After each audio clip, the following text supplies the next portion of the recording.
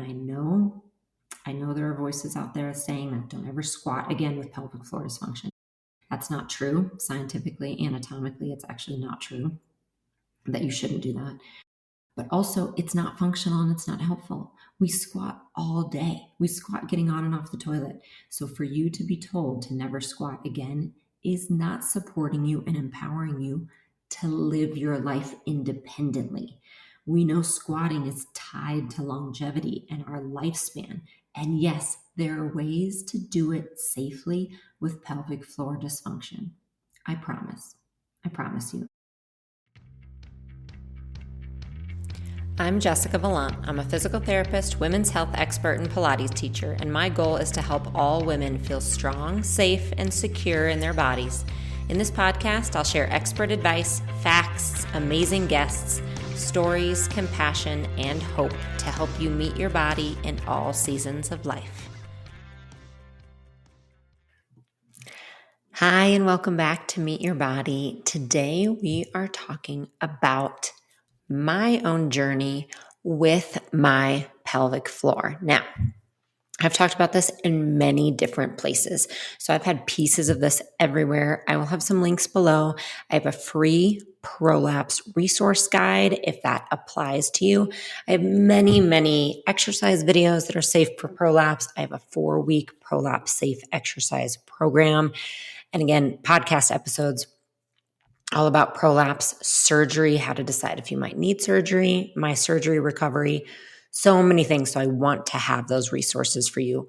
So I'll have links below. But today I thought I would put kind of all of it in place because I haven't talked a lot about, I'm at 6 years post-surgery. So I get a lot of people asking how I feel now, how I feel that long after having surgery. So I'm going to kind of give you an entire review today. I'll put it all in one place, and make sure you stick around for next week also, where we have a pelvic floor specialist, a DPT, doctor of physical therapy, pelvic floor specialist coming in, and we're going to have a really great conversation to answer a lot of your questions around exercise and pelvic floor specifically. So my journey with my pelvic floor, I have been a physical therapist for 25 years, and I first got pregnant when I was 35. So I'd been a PT for 15 years, and I thought I knew a lot. And I worked out during my pregnancy. I had a completely normal pregnancy, no problems whatsoever, and I had no pelvic floor issues before my pregnancy, or even during that, I would say. The only thing in my history that I had was something called a LEAP procedure that I had in my early 20s because I had precancerous cells in my cervix. So I had something called a LEAP procedure where they scrape that out and it formed scar tissue. But again, that was not even in my mind. Okay. I got pregnant at 35, and completely normal pregnancy. And the birth was tough. It was very long. I had a 40-hour labor. It took a very long time for me to get to 10 centimeters. And I say that about the LEAP procedure just to say that I found out later that that's most likely why, because of the scar tissue in my cervix. I just would not dilate. So I hung out at like 8 and 9 centimeters forever. So I had a very, very long labor. And then I had a very long pushing experience. I pushed for 4 hours, which is really the max that they'll let you go. So I pushed for 4 hours in close communication with my doctor this whole time. And at one point, he talked to me and said, I'm going to give you one more push. You get one more. And if this girl does not come out, we are doing a C-section because your body is at max capacity. And he said, I'm going to use a vacuum to help for this last push. And I said, okay.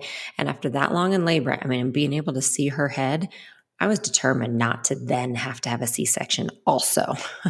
So one more push, vacuum. Our daughter was here. Beautiful, amazing, healthy baby girl. I was actually fine. No extreme tearing, anything like that. And I left the hospital with, normal instructions. Don't exercise for 6 weeks. Like I said, I was a physical therapist, thought I knew what I was doing. No problem, right? No problem. About, I don't know, in the first week after giving birth, I was home and I thought I should probably take a peek down there, see how things were going, see how things were healing. And I did. And I saw something I did not expect to see. And I went straight to the computer and Googled pink golf ball hanging out of vagina. That is what I Googled because I had no idea what was happening. I had no idea what I was seeing or what I was feeling, but that was it.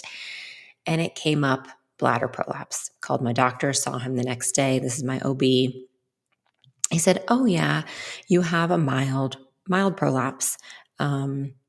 Here's a pessary. We can talk about a pessary. I didn't even know what that was. Here's a pessary. We can talk about it. You might want some pelvic floor PT. It'll be fine." Like that's literally what I was told. It'll be fine. No big deal. Sent on my way. And I proceeded to follow those guidelines of no exercise for 6 weeks and then do whatever you want at 6 weeks. So at 6 weeks, I was sprinting up and down the cul-de-sac, trying to get back into shape as we tend to do, thinking I was doing the best thing for my body. And I ended up seeing a pelvic floor PT and started to learn a little more about prolapse, quickly realizing there's very little information out there. And what is out there can be very scary and very frustrating and very confusing. I mean, a lot of times we're told, don't do anything ever again. You're in trouble forever, right? You can't exercise ever again. You can never run ever again. I knew that wasn't going to be me. So I started to kind of put together a plan for myself. What I possibly could do, what I couldn't do. I did all the research. I dove headfirst into prolapse, and it was one of the biggest gateways for me into women's health physical therapy, actually as a practitioner, realizing, yes, with my history of endometriosis, but really in this experience, we are given no information. We're given no information as women about what we really need to be doing to protect our bodies during pregnancy, and especially in that postpartum time. And then what it just might mean, the high incidence of prolapse when you have a long labor, when you push for 4 hours, and when there's a vacuum used, there's a high incidence of prolapse. And I was not given any indication that might happen. So that was my introduction to it. I had, again, pelvic floor PT. I was doing all the things and learning, going to workshops myself to become a better practitioner. Went through the process of learning to exercise and move my body with a prolapse. If you watch any of the first really 7 years of Jessica Valant videos in Unlimited and on YouTube, you are watching me teach with a prolapse. Because I had one. I had a severe prolapse and a severe bulge that entire time. So I did not let it hold me back. Okay. But also I was trying to do it in the smartest way possible. I was not just pushing through it, trying to force myself to do it. I was learning everything I could about how to actually exercise with pelvic floor dysfunction. I was learning about my body during that time. And I wasn't really considering surgery necessarily, knowing it might be in my future, but I hadn't thought much about it, knowing we were trying for a second baby, knowing I wanted to be pregnant again. I didn't want to make any choices until after the second pregnancy. And I want to say this now for anyone listening, because I had some of the same thoughts. There is no indication and no research that a second pregnancy will be hard on the baby if you have a prolapse. Okay? I want you to hear me say that.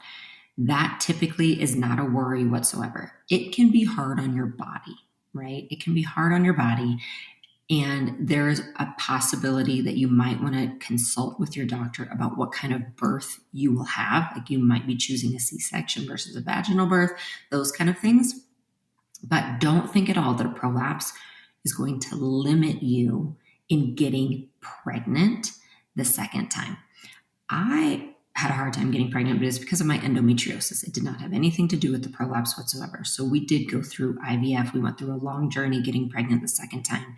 But again, my prolapse was not a concern whatsoever in getting pregnant. So we did get pregnant with our son. And that pregnancy, again, completely fine. No problem. The prolapse when you are pregnant, your joints and your muscles loosen. So yeah, prolapse got a little worse. I'm not going to tell you it didn't. It did, but I was fully aware of that and I was fully prepared for it because I wanted a second baby so badly. My second birth was much faster. It was about a 14-hour labor, I believe, and 20 minutes of pushing. So compared to my first, it was so much faster. It was cake. But yes, it made the prolapse a little worse because that is what it'll do. A C-section was not something I considered necessarily. That was just, I just didn't. I think I knew my prolapse was already really bad. If I didn't have a bad prolapse still, I definitely might have considered a C-section to help protect my pelvic floor more. But I was so far in it that I just went ahead with vaginal birth. And so for me, I just want to tell you about what symptoms felt like during that time, during that 7-year stretch. I had a bulge. Okay. So I also want to reiterate, I had not seen a specialist yet, and I'm going to get to that. So I couldn't even grade myself.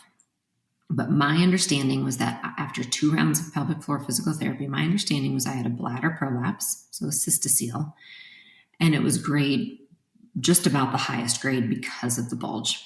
So my symptoms were mostly bulge, which made things uncomfortable. Yes, it made everything doable. Sex was not a problem whatsoever. Exercise was hard in that it could make the bulge worse, but I was just really careful. I didn't do much jumping. I didn't do much running whatsoever, but I did weights. I was really careful in how I exercised, that I would give myself rests. Like I would do some things standing, then lay on my back to rest my pelvic floor, then some things standing again. I did not have incontinence, but I went to the bathroom constantly, probably 30 times a day. I was peeing, always doing that last pee before bed. I always had to pee. But my biggest symptoms really were that bulge and how that was getting in the way of me just being comfortable. So 2 years after our son was born, when I was done breastfeeding, I saw a urogynecologist. I finally, after 7 years, saw a urogynecologist. And if you've listened to my videos, you will know my number one recommendation. Well, one of my top recommendations is to see a urogynecologist early in your journey. They are the specialists, okay? OBGYNs are helpful. They are not pelvic floor specialists whatsoever. A urogynecologist is a pelvic floor specialist to help you understand prolapse, incontinence, bladder issues. So I finally saw a urogynecologist, had testing done, and turns out I had bladder prolapse, uterine prolapse, and rectal prolapse, cystocele, rectocele, uterine prolapse, all the above, grade 3 and 4 throughout. When you have grade 3 and 4, when there's a bulge happening, that typically is not going to be reversed. So grade 1 and 2 pelvic floor PT is your option. Like that is fantastic and management. And I would not recommend surgery for grades 1 and 2 because you can manage it in so many other ways. Grade 3 and 4, it starts to become a personal choice that yes, pelvic floor PT is still really important to learn how to manage it, but you're not going to typically reverse that bulge. The tissue is too stretched. So for me, it was an option of do I want surgery or do I not? And that, again, I go through into details in previous podcast episodes about how I chose surgery, why I chose surgery, the type of surgery I had. But surgery was what I ended up choosing. So 6 years ago now, I had what's called a sacrocolpoplexy, which helps lift the pelvic floor. I had a hysterectomy to remove the uterus, and I had vaginal wall, anterior and posterior vaginal wall repair. A lot done. And I've had a lot of surgeries, and it was definitely one of the tougher ones. I would say, I've said for years it was my hardest surgery.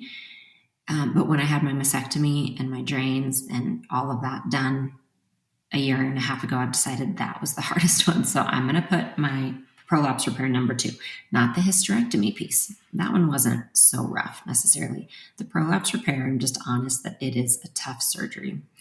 Also, I have not ever regretted it.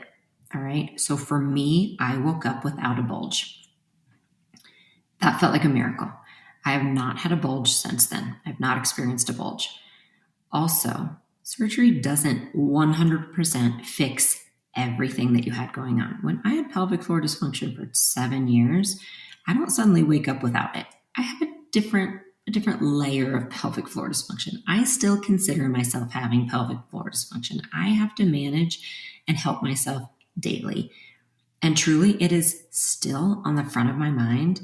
A lot of times I exercise and work out. I'm thinking, am I protecting my pelvic floor? Is this okay? Am I going to bulge again? There's a lot of PTSD, I think, involved when you've had a bulge and pelvic floor dysfunction for that long. So I want to recognize that if that is you, because it's definitely on my mind all the time. Also, I am doing the exact exercises I need to do daily to protect my pelvic floor.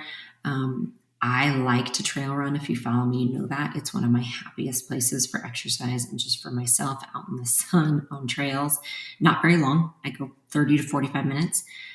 And even that, I will manage. I can do it once a week. That would be max. If I do it more than that, I find my pelvic floor gets sore, fatigued. I will leak more urine. It just gets really tired very easily.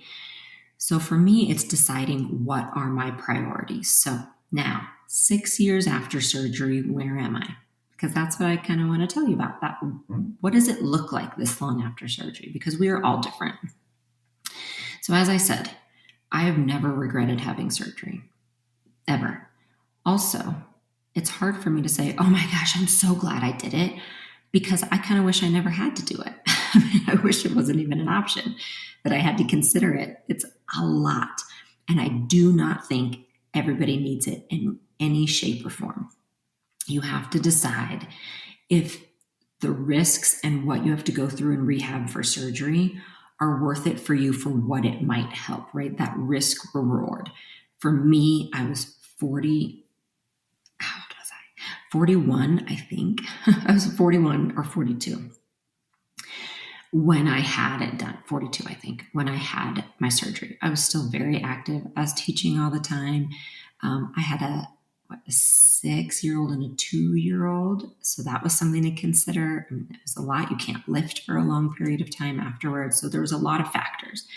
For me, the possibility, the idea of not having a bulge again, of being able to kind of start my exercise from a fresh slate, of not having it on the front of my mind all the time. Also knowing as I got older and my estrogen decreased, the bulge was most likely going to get worse as that tissue lessened.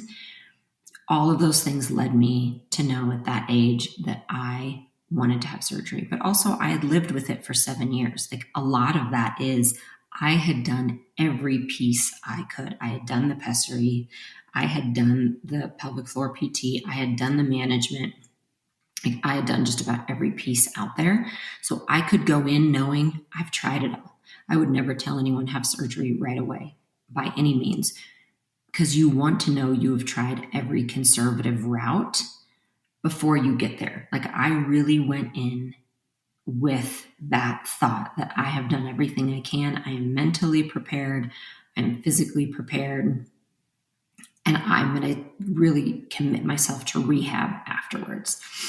And so that's what I've done for 6 years. And it took a full year after that surgery for me to really feel comfortable in my body again, to kind of feel like, okay, this body's mine. I think I know how to move in it. And it took another year after that, so 2 years after surgery, for me to really feel freedom in exercise, meaning I felt like I could try whatever I wanted and I could be safe. I felt really comfortable knowing what I should say no to. It felt fun to move again. I wasn't scared to move.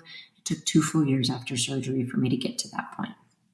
So now, symptoms I feel. What's funny is sitting here, I feel a little soreness in my pelvic floor. I'm also hyper aware of it.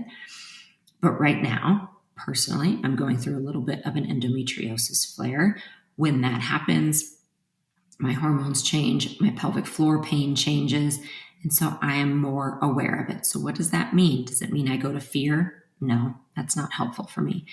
It means that I go back to, okay, am I doing the exercises that I should be doing? Am I protecting my pelvic floor? Maybe this week I don't go on that trail run. Maybe this week I change up what I do a little bit. I don't stop, but I listen to my body and know what phase I am in. And if it needs to be more of a pelvic floor rest week, where maybe I focus on seated exercises when I'm doing all of my weights as opposed to standing exercises when I'm doing my weights. Those are the questions that I kind of ask that I'm always going through. I pee a lot less during the day than I did. As I said, it was upwards of 30 times. And I know that because I had to write it down before my surgery. My surgeon wanted to know. So I had to write it down. That's how I know. So I'm down much more from that. Does it mean it all went away? No. I still pee more than the average person, for sure. But that too, I work on. I have a video all about how to urinate less at night. I follow those instructions. I work on bladder training. I work really specifically on that, doing my pelvic floor exercises, everything I told you. There's a lot of lifestyle management techniques, such as if I am going to be standing all day, let's say we're moving, okay, and I'm lifting furniture and I'm having to stand all day, the next day needs to be more of a pelvic floor rest day. It's Pilates on the mat and not like another heavy day of lifting weights. When I say management, lifestyle management, that's what I mean. I am aware of lifting. So after my surgery, I have a lifelong restriction of not lifting more than 50 pounds. And so that's what I do. So to lift heavy for my legs, I lay down on my back at the gym and do the leg press machine. I'm not putting more and more and more. I'm not putting 75 pounds on a bar and squatting a bar because of pelvic floor. Am I squatting 45 pounds? Yeah, I am. Because again, I have worked really hard over 7 years to know how to do that safely. And that feels really safe and it feels comfortable on my pelvic floor. So that's how I exercise. You guys have seen me do it. And that is honestly how I do it, with awareness that I am not jumping rope ever. I've tried it and it's not pretty. I don't jump rope. Can't do it. Like there's certain things I know I can't do. And so I feel safe in my body saying, no, I'm not going to do those things. Yes, I'm going to do this. You guys know I lift heavy weights. I do my trail runs once a week, maybe once every 2 weeks. Those kind of things I am still comfortable doing because I've trained and I've learned how to do it. And if you're asking, how do I do it, Jessica? Tell me. Again, I'm going to have resources below. Okay, check those out. I have an entire list of ways to exercise safely with a prolapse, and then listen next week with our specialist all about how to exercise with your pelvic floor, because I want you to hear me say it is so important. It is vital that you don't let fear around your pelvic floor stop you from working out and exercising. All right, don't let it stop you. And I know there are voices out there saying that don't ever squat again with pelvic floor dysfunction. That's not true. Scientifically, anatomically, it's actually not true that you shouldn't do that. But also, it's not functional and it's not helpful. We squat all day. We squat getting on and off the toilet. So for you to be told to never squat again is not supporting you and empowering you to live your life independently. We know squatting is tied to longevity and our lifespan.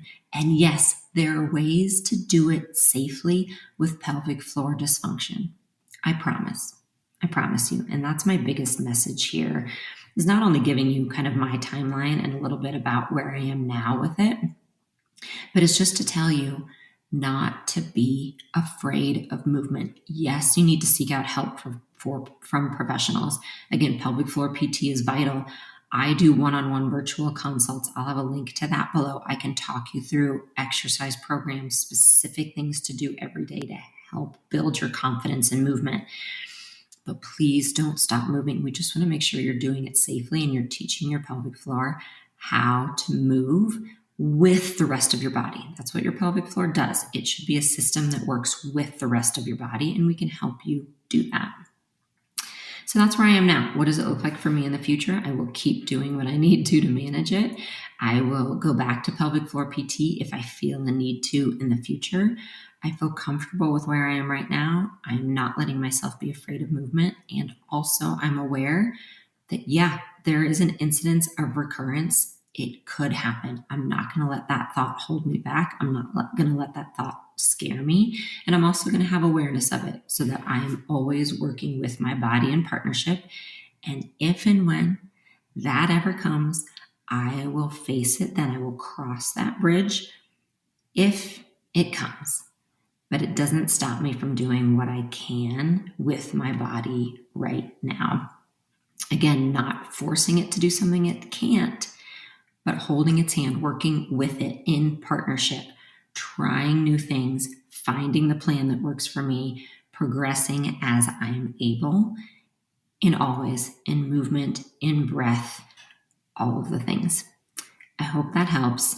Check out all the links below. As always, I promise you, you are not alone, and I promise you are stronger than you think. All right, I'll talk to you soon. Thanks so much for listening today. I would love it if you could take a moment to subscribe, rate, and review this podcast. It means a lot to us and it helps our content get out to more women who need it. You can find more of my resources at my website, jessicavallant.com, or find me on YouTube at Jessica Vallant and Instagram at Jessica S. Vallant.